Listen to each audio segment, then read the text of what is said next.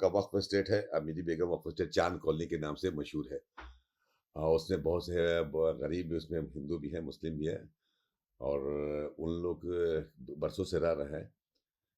सबको ज़मीन दी गई थी, तो हमारे बोर्ड के सारे सम्मानित जितने भी सदस्य हैं, उन लोगों ने फैसला ही लिया और मुझे भी कई लोगों ने कहा ये कि बेहतर हो तो कैसा कि इनको लॉन्ग टर्म इनको एग्रीमेंट किया जाए कि चांद कॉलोनी के जितने भी लोग हैं, उनको एक ही बार 3 साल का एग्रीमेंट किया जाए, जिसकी अभी कॉपी हम लोग उनको मतलब एग्रीमेंट कॉपी हम लोग देने जा रहे हैं। क्या होता है, 11 महीना का पावर है वहाँ के मैनेजिंग कमेटी को करने के लिए। जो कमेटी होती है 11 महीना से ज़्यादा का लीज़ नहीं कर सकती है। वक्फ बोर्ड को पावर है 3 साल का और विभाग को है 30 साल का। तो वक्फ बोर्ड ने अपने पावर का इस्तेमाल करते बोर्ड से पास किया कि वहाँ के 100 समथिंग लोग वहाँ पे हैं। 100 कितना है, लगभग 130-40 कितना है टोटल? 130। 130-35 लोग वहाँ पे जो हैं, जो आप लोगों को 5-5 धुर ज़मीन दिया गया था, उसपे अपना मकान बना है। उनको 3 साल के लिए एग्रीमेंट किया जाए। ऐसे देखा जाए तो वक्फ स्टेट तो बड़े-बड़े हैं, लेकिन जहाँ पे रिहाइशगाह की शक्ल में जो ज़मीनें दी गई हैं, वो चांद कॉलोनी में ही है। कितने लोगों ने शिया वक्फ बोर्ड की प्रॉपर्टी होने के बावजूद भी शिया सुन्नी का ये फ़र्क नहीं दिखा गया। सबको दिया गया, जो मज़दूर जो हैं, जो लोग पहले से रह रहे हैं, उनका रिन्यूअल किया गया। हमने ये नहीं देखा कि वो शिया वक्फ बोर्ड की प्रॉपर्टी है, शियों को ही दिया जाए। उसमें मैक्सिमम 98% सुन्नी लोग हैं और पिछली बैठक जब हुई थी, इसमें एक हम लोग का वक्फ स्टेट है, अमीरी बेगम वक्फ स्टेट चांद कॉलोनी के नाम से मशहूर है। उसमें बहुत से गरीब भी, उसमें हिंदू भी हैं, मुस्लिम भी हैं और उन लोग बरसों से रह रहे हैं। सबको ज़मीन दी गई थी, लेकिन ये कि परेशानी सामने आ रही थी कि हर गरीब आदमी 500 से 700 रुपया किराया देता है और हर 11 महीने के बाद उसको रिन्यूअल करना पड़ता है और एक बार रिन्यूअल करने में 1200 रुपया, 1300 रुपया गरीब का खर्च होता है। तो हमारे बोर्ड के सारे सम्मानित जितने भी सदस्य हैं, उन लोगों ने फैसला ही लिया और मुझे भी कई लोगों ने कहा ये कि बेहतर हो तो कैसा कि इनको लॉन्ग टर्म इनको एग्रीमेंट किया जाए। क्योंकि वक्फ बोर्ड के पास वक्फ बोर्ड को या चेयरमैन को वक्फ बोर्ड की जो पावर है वो सिर्फ 3 साल का है। तो लोगों के इसरार करने पे, बहुत इंसिस्ट करने पे हम लोगों ने ये फैसला लिया कि चांद कॉलोनी के जितने भी लोग हैं, उनको एक ही बार 3 साल का एग्रीमेंट किया जाए, जिसकी अभी कॉपी हम लोग उनको मतलब एग्रीमेंट कॉपी हम लोग देने जा रहे हैं। इसी सिलसिले में हम आपसे बात करना भी चाहते हैं कि आप लोग के मैसेज चला जाए कि एक कन्फ्यूज़न था वहाँ पे कि रिन्यूअल नहीं हो रहा और इसी वजह से बहुत सारे भी बकाया पैसा भी है। क्योंकि रिन्यूअल करने में कोई गरीब आदमी कोई रिक्शा चलाता है, कोई ठेला चलाता है, कोई कुछ करता है और होता क्या है कि उसके बाद से वो समय नहीं मिल पाता, दे नहीं पाता है। तो ये हुआ कि इन लोग का 1 साल एक ही बार 3 साल का कर दिया जाए कि 3 साल तक वो मुतमईन है, फिर 3 साल के बाद उनका रिन्यूअल होता रहेगा। बिहार बोर्ड वक्फ बोर्ड ने पहली बार ऐसा फैसला लिया है क्या?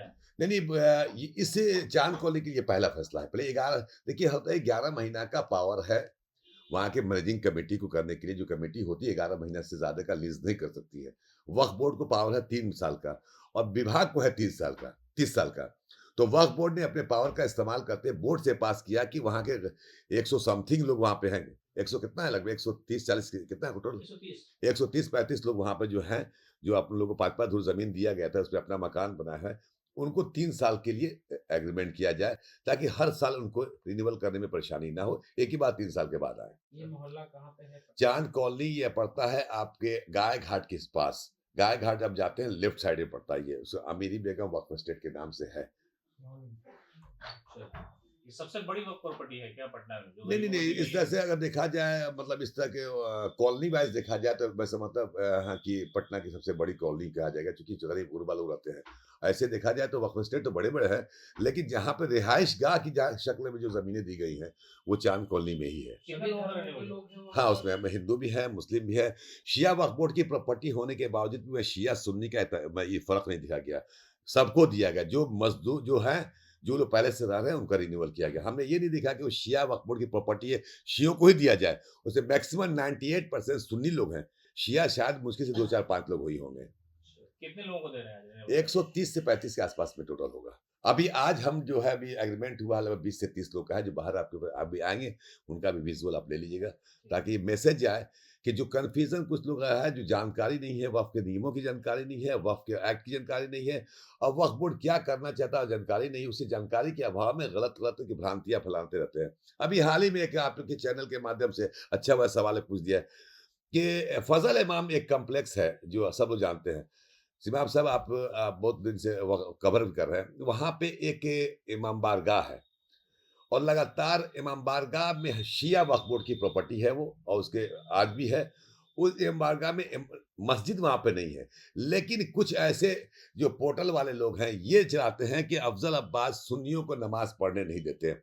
मैं बड़ी आपके चैनल के माध्यम से ये ऐलान करता हूँ, ये बल्कि हम आपसे गुज़ारिश करेंगे ये कि इस मैसेज को ज़ोर दिए कि बिहार में पहला शिया वक्फ बोर्ड जो है, जो 2 सुन्नी समुदाय को 2 मस्जिदें दिए हुआ है, जहाँ पे सुन्नी हज़रात नमाज़ पढ़ें और इमाम का खर्च शिया वक्फ बोर्ड देता है। लेकिन समाज में चूँकि कुछ लोग जिनका अपना कुछ मफ़ाद हल नहीं हो पा रहा है, तो हम पे एलिगेशन लगा के शिया देखिए सुन्नियों को नमाज़ पढ़ने नहीं दे रहे हैं, सुन्नियों के लिए मस्जिद नहीं दे रहे हैं। वो अपने मफ़ाद के लिए और समाज में दूरियाँ बनाने के लिए सुन्नी शिया एक तरह से कन्फ्रंटेशन पैदा करने के लिए कर रहे हैं। ये भी एक मैसेज जाना चाहिए कि शिया वक्फ बोर्ड ने 2, एक है वो जिन्नाती मस्जिद मोहल्ला नौज़गट्टा में 2 मस्जिद जो है, जहाँ पे हम लोग ने शिया मस्जिद होने के बावजूद भी अहले सुन्नत जमात को दिया कि आप नमाज़ पढ़िए।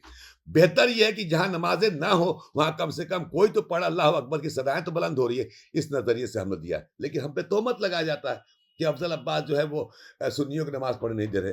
ये भ्रांतियाँ जो फैलाई जा रही है जहाँ समाज में, जो जिनका मंशा ही होता है कि समाज को तोड़ने के लिए, ऐसे लोग करते हैं, इसलिए ये भी मैसेज जाना चाहिए। चलिए ठीक, शुक्रिया। चलिए।